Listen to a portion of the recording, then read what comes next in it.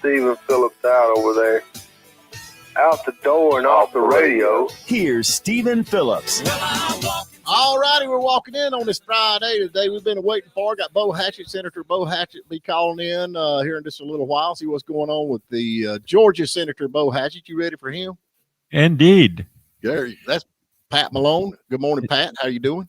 I'm good, Stephen. I'm good. It'll be interesting to see what Senator Hatchett has to say, because they've had a couple of kind of interesting pieces of legislation go through the Senate recently. So yeah, what's the two you're interested in? Well, the one I think he's been most involved is the governor's tort reform bill. Yeah, because he was getting pressure on both sides. You know, he's one of the floor leaders for the governor, right? So he has to support the bill from that standpoint. But he's also a trial lawyer, and right. The trial lawyers don't like some of the limitations that tort reform would put on. So be interested to ask him how he did that tightrope walk between the two factions. Well, we'll get to ask him here just shortly. He'll be calling in, so we'll find out about that. He led a lot of the negotiations, my understanding. So yeah, well, he should be in the know on that, wouldn't you think? Yeah. Good morning, Steve Packey and the Rhino Pat. Good morning, Rebel Boy. How are you doing? Rebel Boy, right off the bat, it's not even 10 minutes after 8, and he's calling me names again. Oh, Lord. I wonder where he gets that, Stephen. I have no idea. I think he thinks that it's okay because you do it. So I don't know, man. You're a bad influence. I am a bad influence. I'm gonna admit that. I'm proud of that, to be honest with you, though. Yeah, I'm proud of that. I can see that you are, because I see that grin on your face when you're talking about a bad influence. Who would you rather hang out with, folks? Me or Pat Malone? Just think about who's going to have the most fun, me or Pat Malone. You know what I'm saying? God, you're going to have the most fun, but you have the most opportunity to go to jail, too, if you hang out with Stephen. There you go. Well, that's always fun, as long as you get somebody. You and Harry, y'all were talking about the afterlife. And after he got off the radio, I said, what do you think the afterlife? What do you think? He said, well, I don't think I'm going to see you in the afterlife, which means I don't think he's going to make it to heaven. Don't sound to me like. Now, wait a minute. Aren't good Christians not supposed to be judgmental? I just asked him, you know what he's like. I don't think I'm going to see you in the afterlife. I'm like, I know where you're going. I think neither one of you are going to make it either. It's just, Harry's judgmental and you're judgmental. What did you figure out now? What do you think's going to happen when you pull the pin? I think I'm going to be probably invited into the Jameson distillery in Dublin. Oh, do you really? What chapter is that in the James in the Bible there? Well, you got to read between the lines. Yeah, that's your problem. That's a problem with the world today. Yeah, they read between the lines. Yeah. Remember he turned water into wine at the marriage feast at Cana. So yeah, that's what you always go back to. Yeah. So anyway, I'm excited to have Bo Hatchett on, and then James Reed. He's wanting to call in on Monday. He's wanting to weigh in a little bit on your conversation that y'all had on the first show, and then also Christopher Martini. Hopefully, I'm gonna have him coming in next week sometimes, and he's in New York City. He's pretty political, and maybe we get him down here. He's actually in the movie business, so he can shed some light on what's going on with that. So, are these people that you're inviting because they're going to beat up on me? And then Wednesday you got Gary Chapman. Okay, when do I get? I'm supposed to have 4 days where I don't get totally beat up. Yeah. Well, I mean, we're just trying to help you, Pat. Let's go back to the Rhino. Yeah. Rhino. That's trying to forge me into something I'm not, right? That's why they call them rhinos. Y'all thick-skinned, man. Thick-skinned. Right? Thick-skinned, yeah.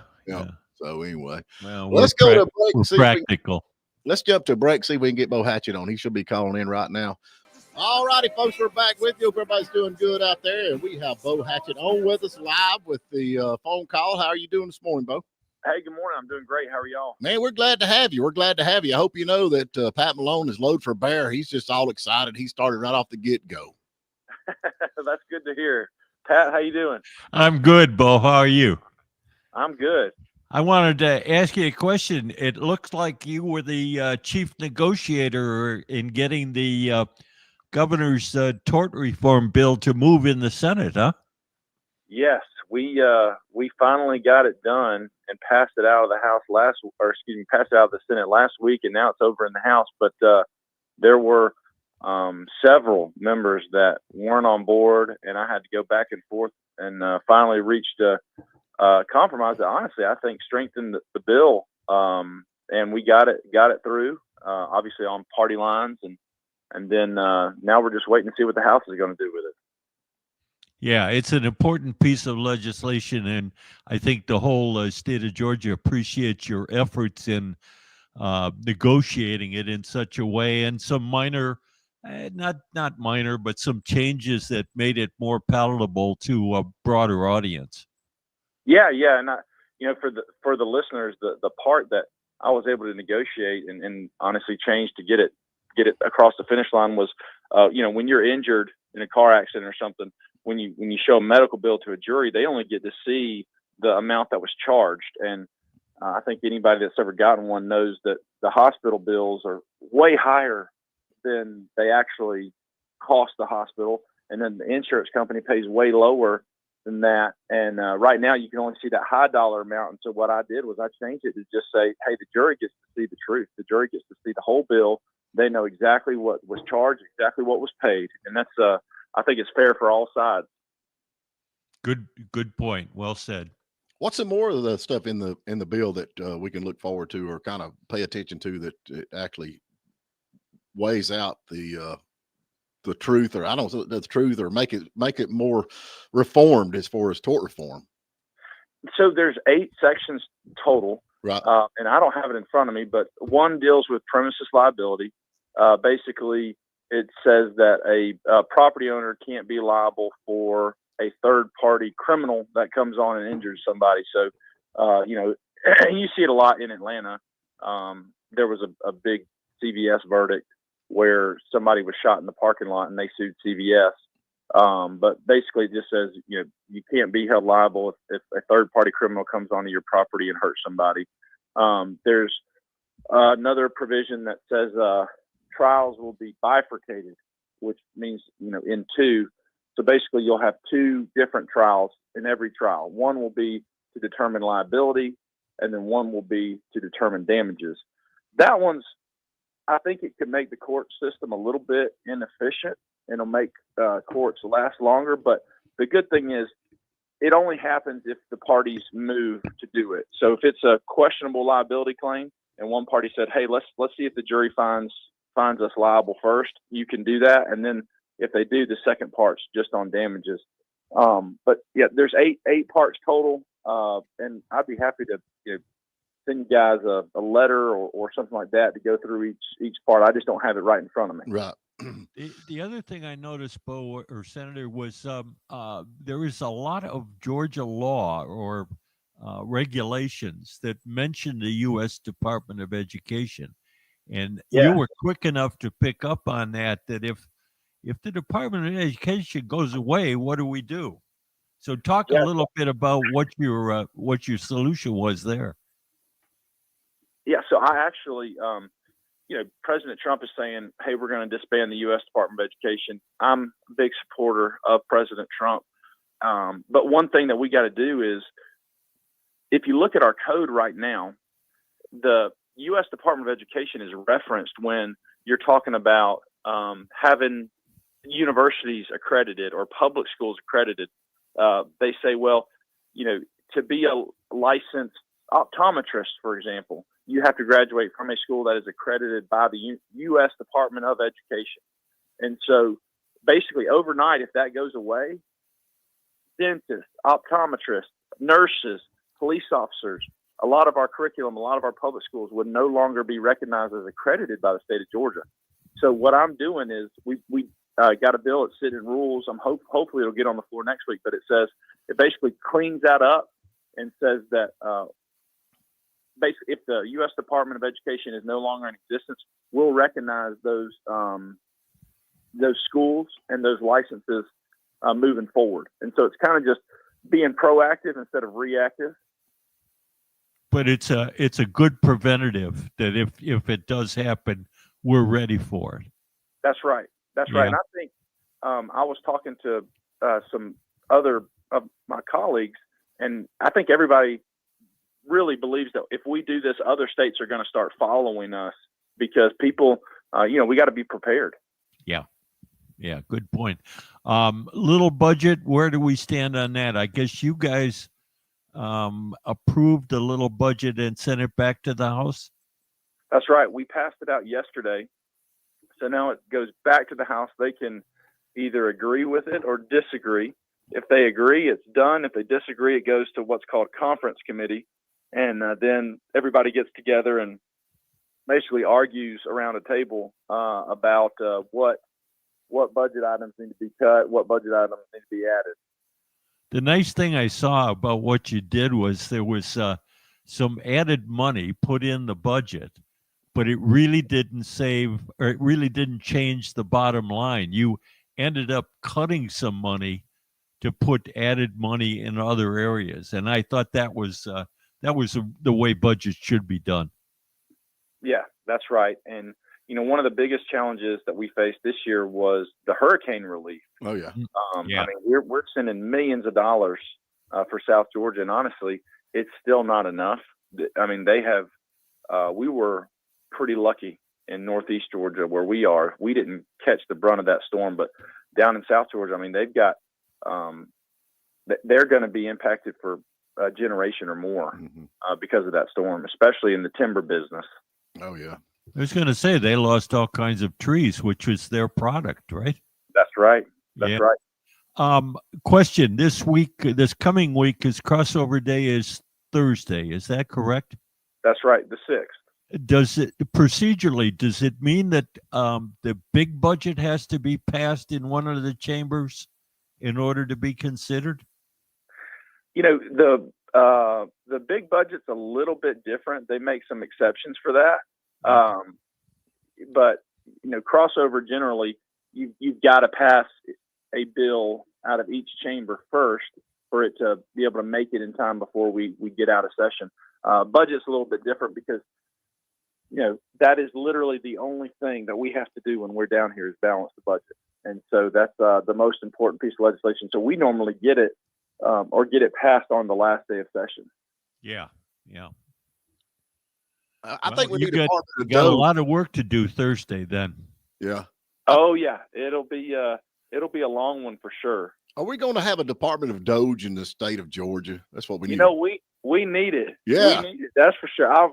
I have really enjoyed watching the daily updates from Elon and all the stuff that they're cutting. I'd be scared if I were in the federal government.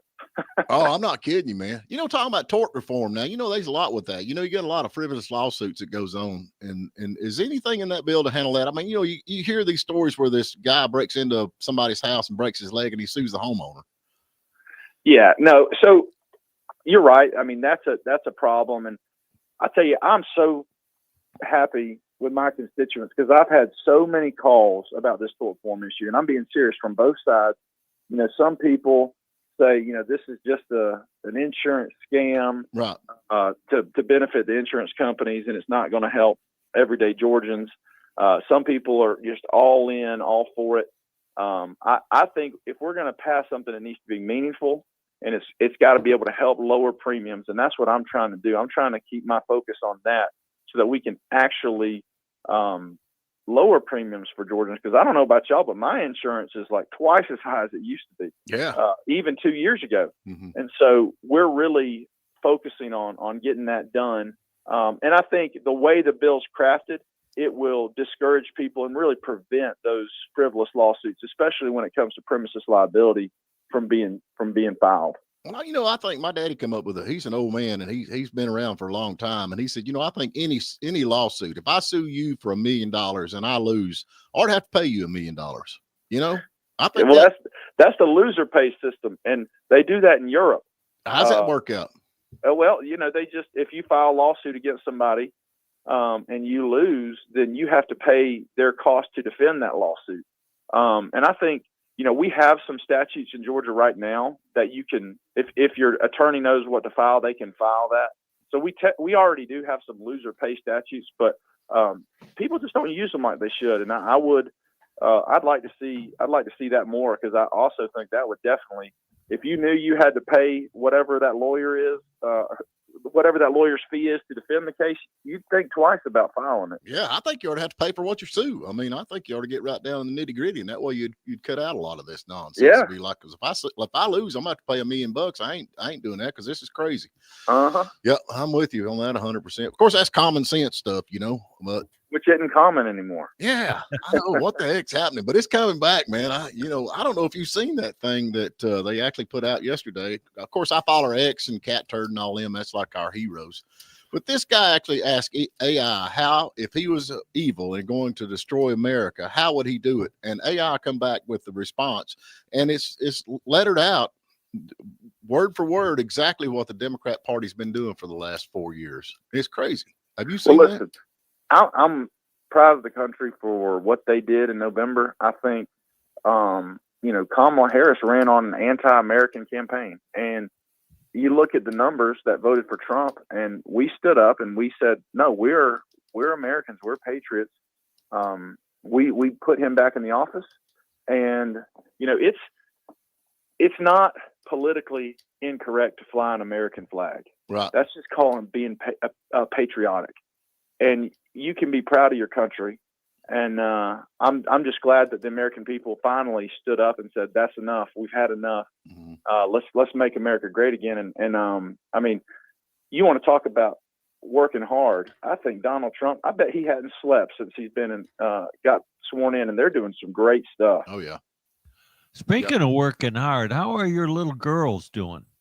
Oh, they're great. Are they taking care of you? Yes. Yeah, that's a good way to put it. They're taking care of me.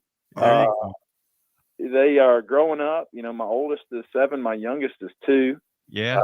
And I got a 3 and a 4-year-old. But next week's a big week for us. So my oldest, her birthday's next week. She turns 8, and the following week is my second. She turns 5. Oh, so boy. It's an exciting time around here. My oldest daughter's birthday is actually on crossover. So Ashley's going to bring her down to witness a little bit of the madness down here. I thought she could come down as a page, right? She's not old enough to be a page, but I might be able to pull some strings. There you go. And on top of all those girls, you got 20 plus animals. Yeah, we got some chickens, a couple pigs, a horse, goats, dogs. It's a little farm, and it's fun. I like it because it teaches my kids responsibility. So, they go out every day and bring the eggs in. They help, make sure everybody's fed and watered. It's just, I think we don't have that. You don't see it much in society anymore, where kids have true responsibility, and that's how I was raised. And I think it's important to start your kids off right. Well, there you go. I'm with you on that. Now, on your farm, if you'd like to add a rhino, let me know, because Pat Malone's wanting to move back to Georgia. Jeez, Steven. Quit that, will you? You got 4 girls? I got 4 girls. That's right. And a wife. Lord of mercy, bless your heart. We need to have a moment of silence and say a prayer for you, man. I know. I tell everybody the only time I'm ever in the majority is when I'm down at the Capitol in the Republican Party. There you go. Golly, bum, bless your heart. There's a few retired judges up here in our area. And one of the judges, I talked to him pretty regular, but anyway, he said, one of the problems, with all of our, with stuff that's going on is these judges are lazy now. They want to go to work at 9 o'clock, take a break at 11, go to lunch, and then come back at 2. And do you see a lot of that?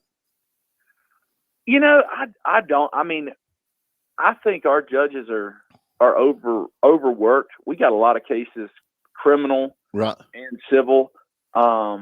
They haven't had a pay raise in a long time. You can make more money as a private attorney than you can as a judge. And we're seeing a lot of judges leave the profession. And I think there's an effort in the House to help get them a little bit of a pay bump and really take the pay. So right now, like a Superior Court judge, most of their pay comes from the locals, even though they're state employees technically. In the House, they're trying to switch that to where the state will fund it and take that burden off of the locals and then give them a little bit of a pay raise so that we can continue to attract good judges. We want good judges, not just, people that want the title. Right. Maybe you could give them like bonuses. If you do like 20 cases a day, we'll give you an extra $20 or something. Hey, I think that would work. Yeah. And if you give them incentive. Yeah. Like if you do the death penalty, that's the extra 40 there. I'm with you on that. You do want the senator to come back on the show, don't you, Stephen? I'm just trying to throw some stuff out there, man. Yeah, well, quit it. Just hopefully it'll stick.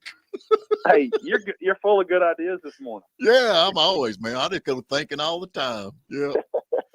Oh man, we appreciate you calling in. Hopefully, maybe not next Friday. We got Congressman Andrew Clyde next Friday, but hopefully, maybe Friday after next, maybe we can get you to call back in and give us an update what's going on. That'd be great. I'll let you know what all passed and what we're looking forward to towards the end of session. Right. All right, man. We appreciate it. Anything else you want to cover before we go to a break? No, just thanks for having me on. Thanks to my constituents. If y'all ever need anything, please reach out to me. My cell phone's everywhere, but just in case you don't have it, 706-499-6941. There you go. You got it right from Senator Bo Hatchett. We do appreciate you, no doubt. Thanks, Senator. Have a good one. All right. That being said, we got to get to a break. On the other side, we'll be talking about some more crazy stuff going on in the world today. All righty. We're back with you. Nate says, leave paddle on. He's an endangered species. Endangered species. Where's Packy at? There's Packy. Here. Yeah, he's here. He's sleepy this morning. Yeah, he's sleepy. Hey, Stephen. By the way, you know that Bo Hatchett is a practicing trial attorney. Yeah, I thought about that. Asking him about lazy judges is probably bad form. Hey, you can just call it like it is, man. That's No. That's what I hear. Judge. You're going to call out the guy that's deciding your fate, right? Yeah, Or just the because you fate of put your on that. client. Just because you put on that dress, everybody puts their dress on the same as everybody else, what Packy says. So Is that my quote? I put my dress on one leg at a time. Oh, Lord of mercy. I reckon the Epstein files was drop phase 1. Man, what a big disappointment that was. A big whoop-de-doo about nothing, right? Yeah, Lord of mercy. I reckon it had all the names of his contacts and then a bunch of black lines. What else? It had some, I can't remember what else was in it, but it wasn't what everybody was looking for. One of the things that I did think was pretty cool about it, they actually released it to a lot of people like YouTubers and people that's not in the mainstream media. So that's a good take on it. So we know that, I feel like it's a little bit more, I don't know, factual. But come to find out, they've got, they had a whistleblower, or you call them, Pat Malone calls them backstabbers, but we had a whistleblower out of New York said that the SDNY, the Southern District of New York, actually has the rest of the files and they're hiding them and don't want nobody to see them. Did you hear about that? No. You didn't hear that? When you guys are so anxious to get the flight logs for Epstein and they produce nothing, then there's a new conspiracy that the Southern District in New York is hiding the real files, right? Yes, and actually there is a letter from Pam Bondi or whatever her name is to Patel saying, look, I want this. I want it now. I want an investigation. She's writing a letter to the FBI. And when is this Southern District of Columbia or SDNY? What are they? Are they not part of that? No. That's the judicial system. The Southern District of New York is the federal court. So they have Southern District. So they have the right to disobey a federal law saying release. They are the federal law. But okay, well, who's the boss of the federal law? The judicial system is the boss of the federal law. Well, what is Pam Bondi? What is she? She's part of the executive branch. Oh, executive. She's the attorney general. Okay, what Remember is that? that we have 3 branches of government, and they're separate but equal. Okay, so if the executive branch of the government says we need to release these files, yes, and you're not the executive section of the government, should you say, okay, we're going to release these files, or are you going to say no?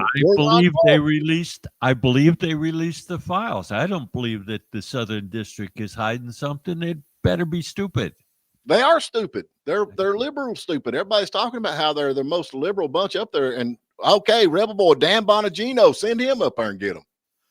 I'm telling you, their names, and there's some juicy names in there that nobody wants to know because it's probably going to name names. And you know what? Like the squirrel went berserk in the Antioch Baptist Church. Yeah. You remember that? Yeah. It started naming names. Yeah. Well, yeah, you talking about religious. It's fixing to get real religious when that comes out. And I really do. I believe, what they released is nothing. I hope that my wish for you would that you get used to being disappointed, because I believe that you're going to get the same disappointment when the Kennedy files are released, that it's going to be a big whoop-de-doo about nothing. Did you see that where that guy asked, oh, Lord of mercy, what was the president? Come on, hit me here. Who's the girl who's the president's wife that kills everybody? What's her name? Clinton. Yeah, Bill Clinton. Ask Bill Clinton about that. Did you see the way he looked? I mean, you read his body language. He's like, what is your take on the Epstein files? What do you think about this? And he's like, Did you see that? No. Yeah, well, there's guilt there. I guarantee it. And I'm telling you something, Pat. This Epstein thing it needs to be exposed. Do you not think this needs to be exposed? We need to see what our leaders and all these entertainment people. I agree with you, and I believe that it was just exposed, and you're disappointed. No, I don't think. You got to live with. Okay, you're telling me the only reason he was put in jail because he had a list of names on his Rolodex file. That's it. That's all that he got locked up for. I don't even remember what he got locked up for. Oh, I think it was human trafficking, wasn't it? Yeah, underage. Yes. Yeah. All that. Yeah. I believe he got locked up for the right reason. I believe he was right to be locked up. I believe there were other people involved. It's not the big whoop-de-doo that everybody thought it was going to be. Oh yeah, I don't believe that, Pat. I don't believe that. I believe that. I understand that, Stephen. We have different points of belief, and that's okay. Well, no, it's not okay from your perspective for me to believe something different. Okay, we got you on tape. Everybody out there listening, when this Epstein files are actually released, and I think we're going to have them in the next few days, because, I mean, the people that's around Trump right now, I don't think they're playing games. I really don't. And this is the thing about it. If they don't release all of the Epstein files list, that is going to be a big dent in the process of truth and in the administration, especially with Pam. Do you not think? Perhaps you could make up some lists and send them up there to be released. Just make them up. If I do, yeah, well, I mean, if that's what would satisfy you, if that's your version of truth. So do you not think that there was a whistleblower? Did you not read the letter? What do you think the letter sent to Patel was? What is that? Just a cover thing or something, just to make everybody feel like, okay, well, they're actually trying to do something? Well, she's asking to investigate. She's not saying there's a letter. She's asking for an investigation, which is, as the Attorney General, is her right to do. I am directing you to conduct an immediate investigation into why my order to the FBI was not followed. Okay. You will deliver to me the comprehensive report and your findings in 14 days. So she's wanting them. And yes. And here's the thing. They'll probably be burning them. That's the thing that worries me. Well, the thing is that I believe is he's probably going to respond back and say, you got it. Yeah. It might be disappointing when you read it, but you got it. There's no way that's the whole list. There's no way that is the whole list. There's so much collusion and there's so many problems with this case that James Comey's daughter, and we all know James Comey, she's the one leading the Ghislaine Maxwell case. Did you know that? Did not know that. Mm-hmm. She is. I should tell you. As what?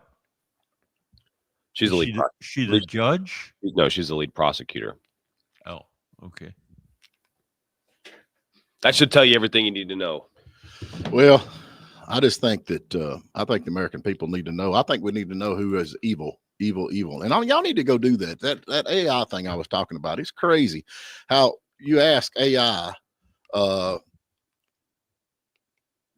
what is it? If you were evil and wanted to destroy America, how would you do it? And it goes right through the list. 1, 2, 3, 4, 5, and all the way 10. and it just keeps going and talks about everything, open borders, it's crazy. And that's exactly what's been going on for the whole time. Where does AI get its information? They're really smart. It gets it from Doge. It gets it from the social media. Okay, Yep. so all of this stuff on the social media, AI is just a combiner. They're just a collector of information and reformat it back out to you. Why would you expect them to say anything different? Because Republicans and conservatives have been saying that for years. So how would you collapse America? So wait a minute. Wait a minute. What does that have to do with anything? So you're saying that's the only place AI would get its information from? Where does it get its information? Cat turd. Well, that's what he just asked you, and you said social media. Well, you tell me where, in addition to social media. All over the place. Pat, AI all over the place. What? All over the internet. That's not just social. What I meant when I said social media. There's more to the internet than social all media. Computer systems, not just social media. Oh, how about that? What? I'm going to pass on that one. Discretion's the better part of valor here. Oh, is that what it is? Yeah. Yeah. Let's see. What's trending on X? There you go. That's where it gets it. Epstein, number one, Epstein. Number two, Gene Hackman. Golly, Gene Hackman, man. Golly, him and his wife, we thought this passed away maybe because of some kind of gas or something like that. They've been dead for weeks. Yeah, they've been dead for weeks, and there's a dog there that's dead, but 2 other dogs are alive. And the authorities say, we don't see any foul play here. Well, I think what the heck is that all about? I think they've changed that now to suspicious. Yeah. Yeah. Only after the feedback of your story is not jibing, buddy. Let me ask you something though. Don't he have like grandkids and kids and stuff like that? They not ever check on you, if y'all ain't talked to mom and dad, that's the really sad part. Y'all need to. People can be dead for days before somebody realizes it. Yeah. Yeah, that is. I talk. Yeah, that's really sad. That is sad, no doubt. Yeah. And then they have actually got a statement from his granddaughter, and I'm like, "Are you kidding me?" Bless his heart. Yep. Yeah. Yeah. Hey, what's the deal with the Tate brothers? That's a trending thing. The Tate brothers. What's the scoop with the Tate brothers? They were. I have no idea who the Tate brothers are. Is that another cat turd thing? Well, they just come back. They've been locked up for something, and now they're back over here in Florida. I don't know. So what's the story, Stephen? Let's see here. Let's go. Maybe you could make something up. The Tate brothers probably have the Epstein files, the real Epstein files. That's what it was. They were in Argentina. Oh, Andrew Tate is a bad dude, and anyone who says otherwise is lying. That's what I'm reading right here. What is that? Joe Biden's comment on Andrew Tate? With Corn Pop. He and Corn Pop are bad dudes. We need to figure out. Do you know anything about the Tate brothers, Packy? Yeah, I guess people are divided on that because they're under investigation for sex trafficking, but that's in Romania, and they're like super not conservative, but I don't even know how you would describe them. How would you describe the Tate brothers' content? But they've been censored. They hate them in Romania. The cops hate, or not the cops, but the people who censor you over there, like they hate them. So they've charged them with all kinds of crazy crimes that don't really make any sense, but that's why people are divided. So they're coming back into the country. They're coming back here and they're under investigation for sex trafficking. At the same time, all this stuff's going on with the Epstein file. So that's why people are divided over it, I guess. There you have it from our roaming reporter. There you go. Packy, who puts his dress on just like everybody else, one-legged. That makes me want to get involved now.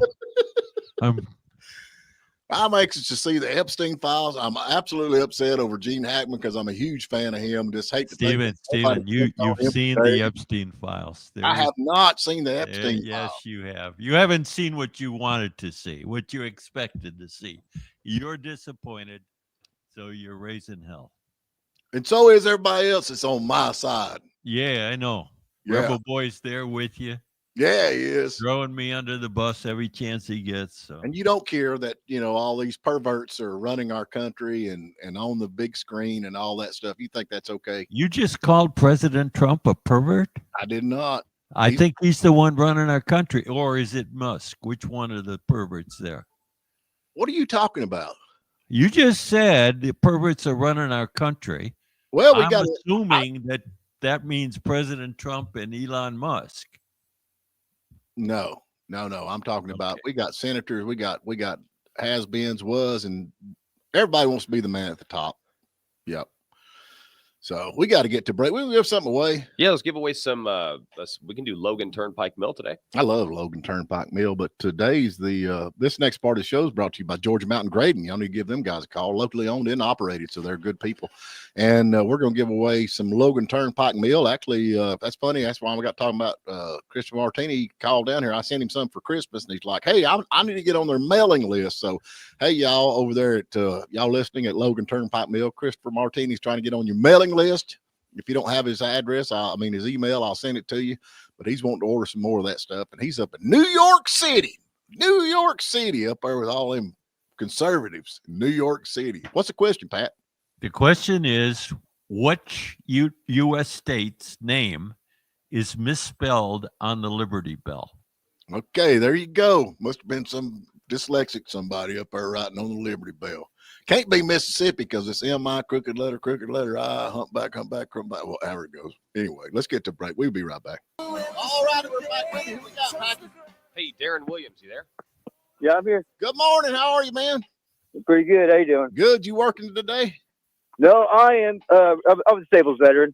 Oh, okay, well, good. We appreciate your service, man. No doubt about it. So, what name is misspelled on the Liberty Bell?